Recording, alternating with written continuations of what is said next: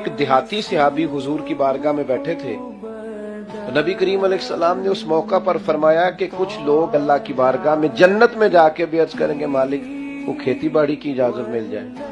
तो रब फरमाएगा यहाँ क्या जरूरत है, या अल्लाह हमारा दिल करता है। तो जन्नत में चूंकि हर चाहत पूरी होगी तो उन्हें इजाजत दी जाएगी। हुजूर फरमाते हैं इधर वो बीज लगाएंगे उधर फसल पक के तैयार भी हो जाएगी और उस फसल का जो ढेर लगेगा वो पहाड़ के बराबर लगेगा।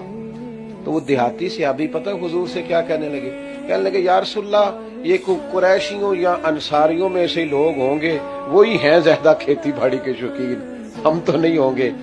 वो कहते हैं उस सहाबी ने ये बात की हुजूर की बारगाह में, लेकिन नबी करीम इतना मुस्कुराए कि दांतों से नूर निकलना शुरू हो गया। सरकार गोया खुश हो गए बात से।